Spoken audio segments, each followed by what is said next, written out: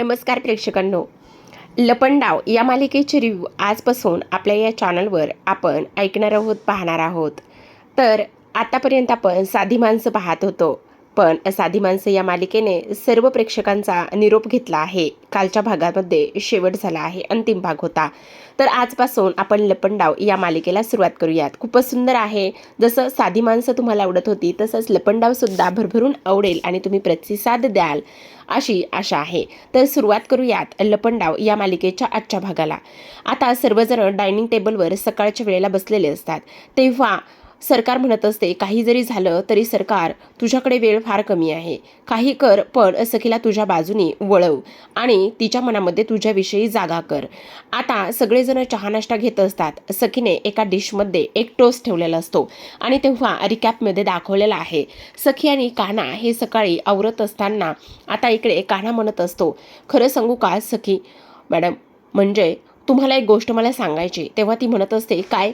तेव्हा मला एक गोष्ट सांगा, तुम्ही लहानपणीच्या ज्या काही गोष्टी आहेत ना, त्या तुम्ही ते सीन इथे रिक्रिएट करा. म्हणजे काहीतरी असेल ना जे लहानपणी तुम्ही करायचात आणि तुम्ही त्यावर सरकार तुम्हाला ओरडायचा.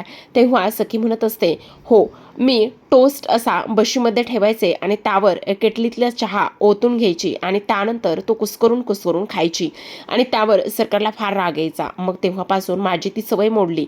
आता मग सेम तसंच करा. आता बघूया काय होतंय. तर असं म्हणता क्षणी आता इकडे कान्हाने इशारा केलेला असतो सखीला आणि त्याच वेळेला सखीने बशीमध्ये टोस्ट ठेवलेला असतो आणि त्यावरती सखीने खूप सारा चहा ओतलेला असतो. तेव्हा कान्हा मुद्दामच ओरडायचं म्हणून सखीला ओरडत असतो आणि म्हणत असतो, काय चाललंय तुमचं हे सखी मॅडम? अहो, असं कसं वागू शकता तुम्ही ह्या पद्धतीने? अहो, जरा विचार तरी करा, कशा पद्धतीने वागताय तुम्ही हे सगळं? अहो, असं नका करू. म्हणजे तुम्हाला काही मॅनर्स वगैरे आहेत की नाही, असं इकडे आता ती त्याला बोलत असतो. त्याच वेळेला आता इकडे ती म्हणत असते, नेमकं काय चाललंय तुमचं हे सगळं काही? ए कान्हा, तू कशाबद्दल बोलतोयस? डोक्यावर पडलायस का तू? अशा पद्धतीने कसं काय बोलू शकतोस तू? म्हणजे हे तिचं घर आहे, ती कशाही पद्धतीने खाईल आणि काहीही करेल. आणि त्याच वेळेला आता इकडे तू ह्या सगळ्या गोष्टी नको बोलूस, नको बघूस, ओके? त्याच वेळेला सखी, तुला इकडे हे सगळं काही खाण्याची इच्छा आहे ना?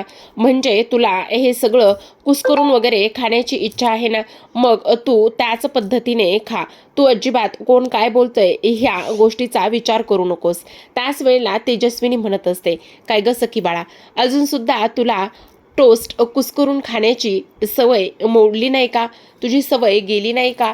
तू आता कितीतरी वेळ निवांत अशी बसशील आणि निवांत ते चहा आणि टोस्ट खात राहशील, बरोबर ना? असं तेजस्विनी म्हणत असते. तेव्हा लगेच आता सखी सरकारला म्हणत असते, काय हो सरकार, मला एक गोष्ट सांगा, तुम्हाला ही गोष्ट का बरं लक्षात आली नाही? म्हणजे तुम्ही नाही म्हटलात की हे सगळं काय आहे आणि काय नाही ते, तुम्ही तर डायरेक्टच असं बोललात. त्याच वेळेला आता इकडे सरकार अगदी सावसूतपणाचा आणते आणि सगळं काही सावरून लगेच बोलायला सुरुवात करत असते.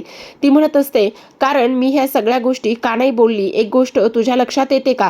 तेव्हा हे बघ, तू लहान होतीस आणि लहान असताना मी तुला ओरडायची, हे खाऊ नको, ते खाऊ नको, आटपून घे पटपट म्हणून. कारण त्यावेळेस ना तुझा फार अभ्यास असायचा आणि तुझं अभ्यासाकडे लक्ष लागावं, अभ्यासाकडे तू दुर्लक्ष करू नयेस ना, त्यामुळे मी ह्या सगळ्या गोष्टी तुला बोलायची, बस इतकाच फरक होता. पण आता मला माहिती ना, आता तुला अभ्यास नाहीये, काहीच नाहीये आणि म्हणून मी आता तुला काहीच बोलली नाही, असं सुद्धा आता इकडे ती बोलत असते. त्याच वेळेला इकडे आता तेजस्विनी म्हणत असते, काय ग, किती खोटं बोलतेस? बोल ना, किती खोटं बोलणार आहेस तू आणखी? तेव्हा ती म्हणत असते, मला आणि खोटं बोलायची काय गरज आहे? मी खोटं अजिबात बोलत नाही. माझ्या मुलीच्या मनामध्ये काय आहे आणि काय नाही हे मला सांगायची तुला गरज नाही. काय बरोबर बोलते ना मी? असं इकडे आता ती म्हणत असते. त्याच वेळेला परशू तिथे असतो आणि तेव्हा ती म्हणत असते, त्याचं काय आहे ना, फक्त मला एकच घर नाही आहे, मला बरेच फॅमिली चालवायच्या आहेत. त्यासाठी मला कामसुद्धा करावं लागणार आहे, त्यासाठी मला ऑफिसमध्ये सुद्धा जावं लागणार आहे. नुसतं इथे बसून ह्या सगळ्या गोष्टी मला नाही करता येणार, असं सुद्धा आता इकडे ती बोलत असते. हे सगळं काही बोलल्यानंतर ती आता परशूकडे तिचा सगळा काही मोर्चा वळवत असते आणि तेव्हा कान्हा म्हणत असतो, हो, ते सगळं काही ठीक आहे तुम्ही म्हणताय ते, पण काय, पण पण वगैरे काहीच नाही. मला इथे बसून फक्त आयतं खायचं नाही आहे. मला इथल्या लोकांना पण पोसायचं आहे आणि बाहेरच्या 4 फॅमिलीला पण पोसायचं आहे. त्यामुळे ताबडतोब ऑफिसमध्ये गेलंच पाहिजे, असं सुद्धा आता इकडे तो बोलत असतो. त्याच वेळेला आता इकडे परशू खात्या ताटावरूनच उठतो आणि खात्या ताटावरून उठल्यानंतर लगेचच आता तो सुद्धा ऑफिसला जायला निघालेला असतो. तेव्हा परशू म्हणत असतो, काय मग कान्हा तू पण चल ऑफिसला. तेव्हा कान्हा म्हणत असतो, काय करताय तुम्ही हे? अहो मी 4 दिवस रजेवर आहे. मी तुम्हाला कालच मेल केलाय. कारण काय आहे ना, वर्षभरातल्या ज्या काही सुट्ट्या आहेत ना, त्या सुट्ट्या तशाही माझ्या खूप जास्त पेंडिंग आहेत आणि त्या सुट्ट्या पेंडिंग असल्यामुळे मी तुम्हाला कालच मेल केलाय. काय हो, मला एक गोष्ट सांगा, बहुतेक ना तुमचं कामाकडे अजिबातच लक्ष नाहीये. काय चाललंय काय तुमचं? काय करताय काय तुम्ही? कामाकडे लक्ष देत नाहीये तुम्ही, असं मुद्दामच आता इकडे तो बोलत असतो. आणि त्यानंतर मात्र सरकारचा अजूनच पारा चढलेला असतो. सरकारला अजूनच इथे राग येत असतो. आता राग आल्यानंतर इकडे मुद्दामच सरकार म्हणत असते, त्याचं काय आहे ना, माझ्या राघवने एवढी ही कंपनी, एवढं हे सखी कामत एम्पायर उभं केलं आहे ना, त्यामुळे त्याची धुरा मला सांभाळावीच लागणार आहे आणि ते सगळं मला काम करावंच लागणार आहे. इथे बसून नाही चालणार. चल परशू पटकन, असं म्हणून आता परशूवर सरकार रागवत असते, चिडत असते. कारण जो काही कान्हा आहे त्या कान्हाने मेल केलेला इथे सरकारने परशूने पाहिलेला नसतो आणि त्याचमुळे आता इकडे जो परशू आहे तो खूप घाबरतो आणि तेव्हा पुन्हा एकदा तेजस्विनी त्याच्यावर ओरडत असते. खरं तर आता इकडे कान्हा पुन्हा म्हणत असतो, त्याचं काय ना सरकार, म्हणजे मी सुद्धा आता माझ्या फॅमिलीबरोबर म्हणजे सखी मॅडम बरोबर, त्याचबरोबर तेजस्विनी म्हणजे सखीच्या आईबरोबर वेळ घालवायचं ठरवलंय आणि म्हणून मी ना इथे अजिबातच येणार नाहीये, खरं सांगतोय मी, असं म्हणून आता लगेचच इकडे चुटकी वाजवत असते, ती म्हणजे सरकार परशूकडे बघून. आणि त्यानंतर कान्हा अगदीच गोड असं हसू सरकारला दाखवत असतो.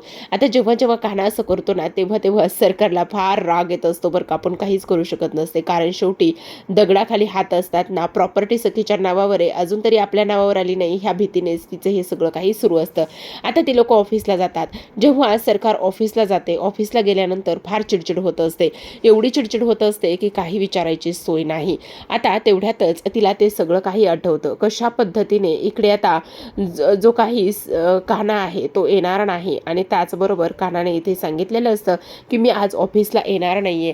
आणि तेव्हा इकडे तिला हेही आठवतं, जेव्हा ती नाश्त्यासाठी यायची आणि नाश्त्यासाठी आल्यानंतर सगळेजण उठून उभे राहायचे आणि उठून उभा राहिल्यानंतर तेव्हाच ते सगळेजण नाश्त्यासाठी बसायचे. पण आज मात्र कोणी नाश्त्यासाठी बसलं नव्हतं. सगळेच बसले होते, कोणी उभा राहिलं नाही.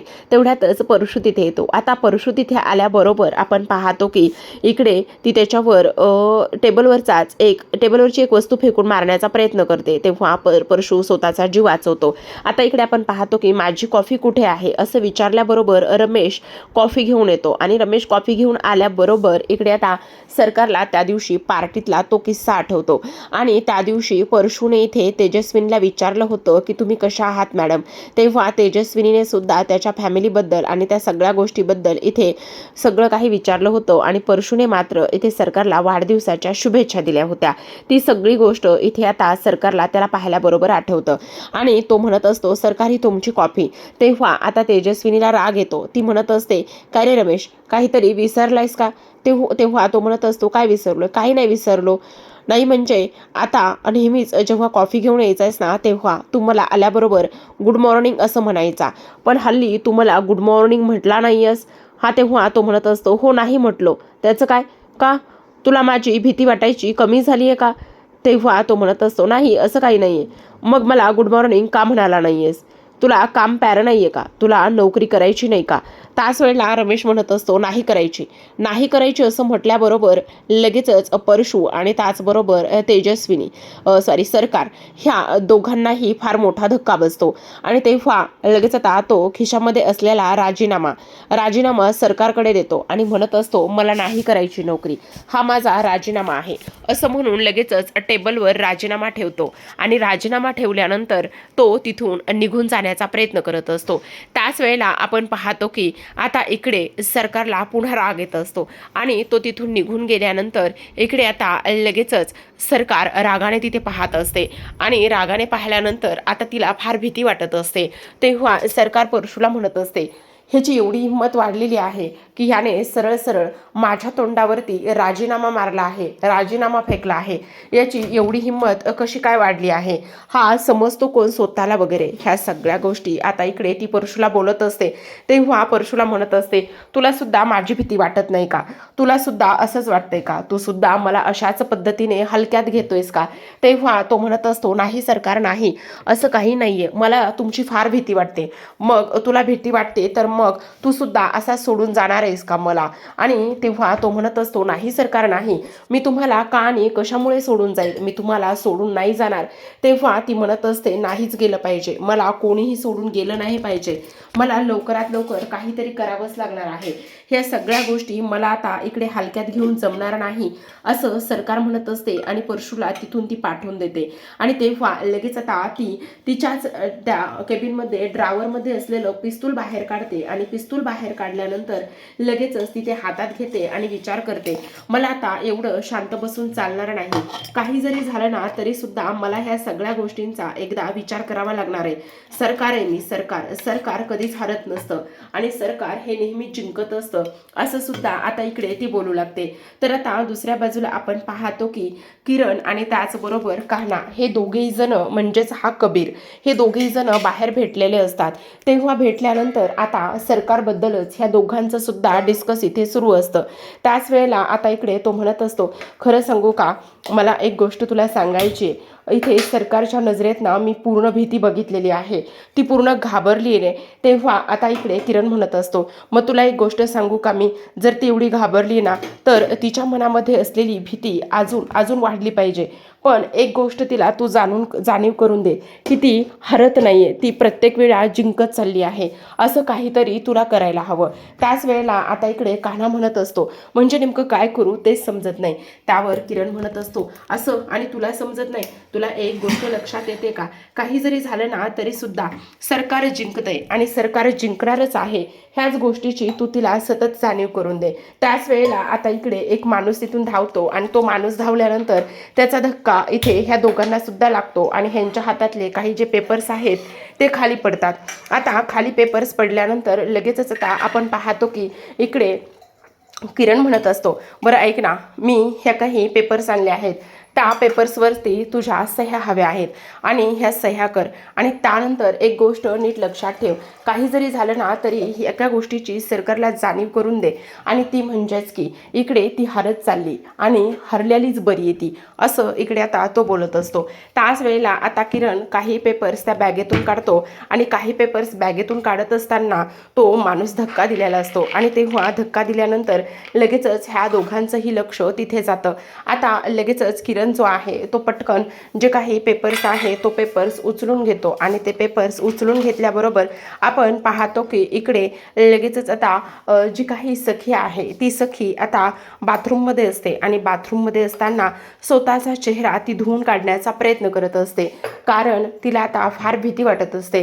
तिला कळत नसतं नेमकी माझी आई कोणती आणि इथे खोटी आई म्हणजेच इथे मनस्वी आणि तेजस्विनीमधला तिला काही केल्या फरक इथे समजत नसतो आणि मनस्वी आणि त्याचबरोबर तेजस्विनी ह्या दोघीमधला फरक न समजल्यामुळे हा सगळा गोंधळ इथे होत असतो. आता आपण पाहतो की इकडे जी काही सखी आहे ती आरशासमोर उभी राहिलेली असते आणि आरशासमोर उभी राहून स्वतःचा चेहरा इथे ती धुवून काढत असते. त्याच वेळेला आता इकडे तेजस्विनी आलेली असते आणि तेजस्विनीने इथे आता तिला रुमाल दिलेला असतो आणि तेजस्विनीने तिला रुमाल दिल्यानंतर ती म्हणत असते, हे घे. तेवढ्यातच आता तेजस्विनी म्हणते, काय ग, तुझी अजून ही सवय गेली नाही आहे का? म्हणजे आरशासमोर उभं राहायचं आणि टेन्शन आलं का आरशाकडे बघतच विचार करत उभं राहायचं, ही सवय तुझी गेली नाही का? तेव्हा ती म्हणत असते, आई म्हणजे हे तुम्हाला कसं माहिती? त्यावर ती म्हणत असते, अगं कसं माहिती म्हणजे छोट्यातल्या छोट्या गोष्टीसुद्धा मला माहिती आहेत तुझ्या, असं सुद्धा इकडे आता ती बोलत असते. तेव्हा लगेच आता हे सगळं काही बोलत असताना इकडे आता ती म्हणत असते, खरं तर माझी ना खूप विचित्र मनस्थिती झाली, मला कळत नाही आहे. म्हणजे माझं बालपण एवढे दिवस अशा पद्धतीने गेलं आहे ना की काय करावं आणि काय नाही ते कळतच नाही. वयाची 10 वर्ष मी माझ्या आईसोबत घातलीत, बाबांसोबत घातलीत. माझ्यावर माया करणारी, जीव लावणारी, प्रेम करणारी आई 10 वर्ष माझ्यासोबत होती आणि त्यानंतर माझं आयुष्य एवढ्या झटकन वेगळं वळण घेतलं की काही विचारू नका.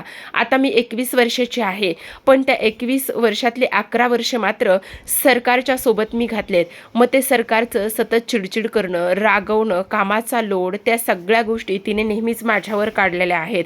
ना माझं शिक्षण नीट धड करू दिलं, नाही बाकी काही गोष्टी केल्या. मला कळत नाही आता मी नेमकं काय करू. म्हणजे तुम्ही आता माझ्यासमोर आई म्हणून आल्या आहात, माझ्यासमोर प्रेम करणारी आई म्हणून समोर आली, पण मला आता खूप कन्फ्युजिंग आहे, मी काय करू मला कळत नाही. त्यावर तेजस्विनी म्हणत असते, हे बाळा शांत हो, एवढी चिडचिड करू नकोस, एवढा त्रागा आणि एवढं टेन्शन घेऊ नकोस. अगं मला तर माहिती ना सगळं काही. बघ ना, मी तुझी आई आहे, तू 10 वर्ष माझ्यासोबत घातलेस, त्या 10 वर्षातल्या सगळ्या गोष्टी तुला माहिती आहेत ना. मग तू काही प्रश्न मला आणि तिला का बरं विचारत नाहीस. तेवढ्यातच आता तेजस्विनी सरकार इथे सखीच्या खोलीमध्ये आलेली असते. ती आजूबाजूला पाहते पण हॉलमध्ये कोणीच नसतं. तेव्हा बाथरूममधून तिला काही आवाज येतो. आता बाथरूममधून काही आवाज आल्यानंतर हा आवाज कसला याचा विचार ती करत असते आणि तेव्हा कान देऊन ऐकते तर ह्या दोघीजणी बोलत असतात. तेव्हा तेजस्विनी म्हणत असते, हे बस सखी, काही जरी झालं ना तरी एक गोष्ट लक्षात ठेव, तू माझ्या आवडीनिवडी, त्याचबरोबर राघवच्या आवडीनिवडी, तुझ्या आवडीनिवडी, ह्या सगळ्या गोष्टीबद्दल तू प्रश्न विचार ना. तुला तर माहितीच आहे ना आणि मलासुद्धा सगळं काही माहिती आहे गं.